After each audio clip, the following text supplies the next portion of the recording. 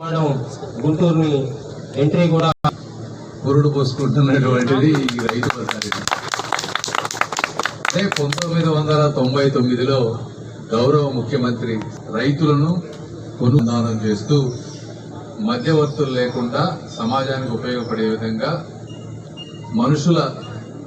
మనుషుల జీవనానికి దగ్గరగా ఉండే విధంగా రైతు బజార్లు చేయాలనేటువంటిది ఆ రోజుల్లో ఒక గొప్ప ఆలోచన. గుంటూరు ప్రాంతంలో 3 ఉన్నాయి రైతు బజార్లు. అయితే ఈ 3 కూడా ఎక్కడ కూడా ఒక మంచి భవనాలు కానీ ఆధునికత వీళ్ళందరూ చెప్పినట్టు ఒక పార్కింగ్ ప్లేస్ కానీ టాయిలెట్స్ కానీ ఇవన్నీ లేకపోవటం, రకరకాలుగా ఇబ్బందులు హైజీనిక్ గా ఉండకపోవటం వల్ల అంతగా ఉపయోగపడపోతా ఉన్నాయి. అయితే మొట్టమొదటిసారిగా దీనికి ఇప్పుడు దాదాపు 4 కోట్ల రూపాయల గవర్నమెంట్ ల్యాండ్, మున్సిపాలిటీ ల్యాండ్, 2 కోట్ల రూపాయలతోటి కన్స్ట్రక్షన్, దాదాపు 6 కోట్ల రూపాయలతోటి ఒక 11,000 స్క్వేర్ ఫీట్, దాదాపుగా 90 వచ్చేటప్పటికి స్టాల్స్ ఉండే విధంగా ఒక 10 షాపులు ఉండే విధంగా, ఇందులో 70 వచ్చేటప్పటికి సెల్ఫ్ హెల్ప్ గ్రూప్ కానీ రైతులు కానీ, అదేవిధంగా 30 వేరే కమర్షియల్ షాప్స్, 10 కమర్షియల్ షాప్స్, రైతు షాపులు 60, డ్వాక్రా షాపులు 30, కమర్షియల్ షాప్స్ 10 మొత్తం. ఇప్పుడు ఫస్ట్ ఫ్లోర్ G+2 చేస్తా ఉన్నారు. ప్రస్తుతానికి గ్రౌండ్ ఫ్లోర్ తో ఆపరేట్ చేసి మిగిలిన ల్యాండ్ కూడా వస్తే దీన్ని ఇంకా ముందుకు తీసుకువెళ్లాలనేది ఆలోచన. ఇందులో మెయిన్ ఇన్ని రోజులు రాకపోవడానికి రకరకాల కారణాలు, లోకల్ రాజకీయాలు, అదేవిధంగా మున్సిపాలిటీ కోఆర్డినేషన్ లేకపోవడం, అంటే ఎగ్జామ్ అక్కడ వాళ్ళు సహకరించకపోవడం. సరే అట్లా కాదు, ఫైనల్ గా లీజుకి ఇవ్వండి అంటే దానికి మళ్ళీ రెంట్ పెట్టడం, మళ్ళీ రెంట్ కాదు మనం ఇచ్చేది గవర్నమెంట్ కి అది ఫ్రీ చేయమంటాం. ఇట్లా రకరకాలుగా డిస్కషన్స్ అయిన తర్వాత ఫైనల్ గా ఈ రోజున అంటే ఈ రోజు ఇది జరుగుతా ఉంది. ఇది కూడా కేవలం కోఆర్డినేషన్ మిస్ అవడం వల్ల మాత్రమే ఇన్ని రోజులు జరిగింది. మీరన్నా ఇందాక మాధవి గారు చెప్పినట్టు నేను ఇక్కడికి వచ్చిన తర్వాత ఈ సమస్య నాకు మాధవి గారు తీసుకొచ్చారు. అయితే అప్పారావు గారు దీన్ని ఇప్పుడు ఈ ఫండ్స్ ఏదైతే ఉన్నాయో ఫాస్ట్ గా చేయాలని చెప్పి 1-2 సార్లు వాళ్ళు వెంటబడటం వల్ల మా వాళ్ళు అందరూ కూర్చొని దీన్ని ఒక స్టేజ్కి తీసుకొచ్చారు. ఇదే కాదు, అప్పారావు గారిని అభినందించాలి.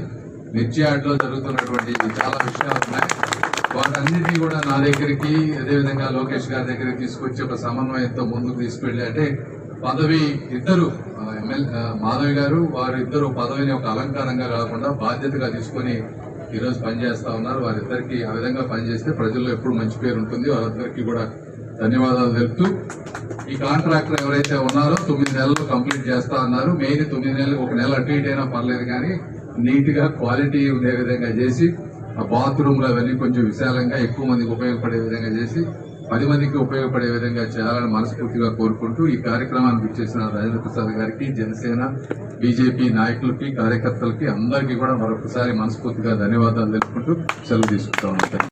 విచ్చేసిన ప్రతి ఒక్కరికి కూడా పేరు పేరున నమస్కారాలు. 2 years బ్యాక్ క్యాంపెయినింగ్ లో భాగంగా ఈ ప్రాంతం అంతా తిరుగుతున్న అత్యంత దయనీయమైన పరిస్థితుల్లో రైతు బజార్ ఉంది. పట్టాభిపురంలో చాలా చక్కగా నిర్వహించబడే ఈ రైతు బజారు అప్పట్లో ట్రాఫిక్ సమస్యలు కావచ్చు, ఇంకాస్త అభివృద్ధి చెందాలి అన్న ఉద్దేశంతో అక్కడి నుంచి ఈ కృష్ణనగర్ కి, ఈ ప్రాంతం కమ్మ జనసేవ సమితి ఆపోజిట్ లో ఉన్న ఈ ప్రాంతంలోకి షిఫ్ట్ చేయబడింది. అయితే అప్పటి నుంచి కూడా రైతులకి ఇబ్బంది లేకుండా ఇక్కడ స్టాల్స్ ఏర్పాటు చేయాలి అని అనుకుని కొన్ని ప్రతిపాదనలు చేసి దాదాపుగా 2 కోట్ల రూపాయల ఎస్టిమేషన్స్ తో ఇక్కడ అభివృద్ధి కార్యక్రమం చేపట్టాలి అని చెప్పి అనుకోవడం జరిగింది. అయితే మనందరం చూసాం గత పాలకుల యొక్క నిర్లక్ష్యానికి గురైన వాటిల్లో ఇది కూడా ఒకటి. ఎంత దారుణంగా నిర్లక్ష్యానికి గురైందంటే, మేము క్యాంపెయినింగ్ వచ్చినప్పుడు కుక్కలు తిరుగుతూ ఎందరో ఆడవాళ్ళు ఇక్కడ స్టాల్స్ పెట్టుకొని రైతులందరూ ఉంటున్నప్పటికీ కూడా వాళ్ళ కనీస సౌకర్యాలు లేని పరిస్థితి, మంచినీటి సౌకర్యం ఉండేది కాదు, టాయిలెట్స్ ఉండేవి కాదు. అది కాక ఇక్కడ స్థానికంగా ఉన్న చిన్న స్టేడియం లాంటి దాంట్లో చాలా మంది అసాంఘిక కార్యకలాపాలు చేపడతా, దీనికి ఒక వాచ్మెన్ లేక గేట్లు ఓపెన్ చేసి అలా ఎంతో ఇబ్బందిగా ఉండేది. ఎప్పుడు మేము విజిటింగ్ వచ్చినా కూడా ప్రప్రథమంగా వాళ్ళు ఇదే కోరుకునేవాళ్ళు, మాకు కనీసం ఇక్కడ ఒక గేట్ ఏర్పాటు చేయాలి, ఒక సెక్యూరిటీ ఉండాలి. సాయంత్రం అయితే చాలా ఇబ్బందికరంగా ఉంది, ఆడవాళ్ళకి చాలా ఇబ్బందికరంగా ఉంది. మరి ఇక వర్షాకాలం అయితే మాకు టెంపరీగా రేపేదో పర్మనెంట్ గా స్టాల్స్ వేస్తారా అన్న నేపథ్యంలో మాకు ఎలాంటి అభివృద్ధి చేయడం లేదు ఈ ప్రాంతంలో. వర్షాకాలం వస్తే పూర్తిగా మా యొక్క కాయగూరలన్నీ కూడా తడిచిపోతూ మేము నీళ్లలో తడుస్తూనే ఇక్కడ వ్యాపారం చేయాల్సి వస్తుంది అని చెప్పి సమస్యలన్నీ మా దృష్టికి తీసుకురాడు. నిరాదరణకు గురయ్యి మీరు లోపలికి రావాలంటే కూడా మోకాళ్ళ లోతు నీళ్లతో మేము దాటుకొని రావాల్సిన పరిస్థితి వస్తుంది అని చెప్పి మా దృష్టికి తీసుకొచ్చినప్పుడు మా స్థానిక కార్పొరేటర్ మరియు డివిజన్ ప్రెసిడెంట్ అయిన మా శ్రీనివాస్ అన్న గారికి చెప్పినప్పుడు కూడా ఆయన తమ సొంత డబ్బులతో ఇక్కడ గ్రావెల్ అంతా కూడా తోలి కాస్త సౌకర్యంగా అందించడం జరిగింది. ఆ తర్వాత శానిటేషన్ చాలా చాలా ఇబ్బందికరంగా ఉన్న పరిస్థితిని కూడా గమనించి నాటి కమిషనర్ గారిని కూడా దీని మీద ప్రత్యేక దృష్టి పెట్టాలి అని చెప్పి ఇక్కడ ఒక డెడికేటెడ్ శానిటరీ ఇన్స్పెక్టర్ ని కూడా ఏర్పాటు చేసి ఇక్కడ ఎక్కడా ఇబ్బంది లేకుండా చేసిన పరిస్థితులు మేమందరం చేయడం జరిగింది కూటమి ప్రభుత్వం ఏర్పడిన తర్వాత.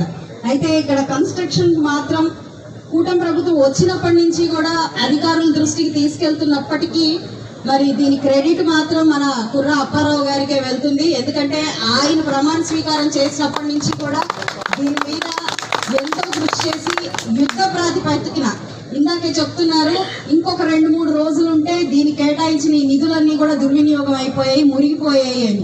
అంత యుద్ధ ప్రాతిపదికన ఈ నిధులన్నింటినీ కూడా ఇక్కడ ఉపయోగపెట్టేలాగా ఈ కార్యక్రమంలో ముందుకెళ్తున్న విధానం కానివ్వండి అన్ని కూడా సమర్థవంతంగా జరుగుతున్నాయనే చెప్పచ్చు. అయితే స్థానికంగా ఇది పెద్ద మార్కెట్ ఉంటున్నప్పుడు చుట్టుపక్కల వాళ్ళకు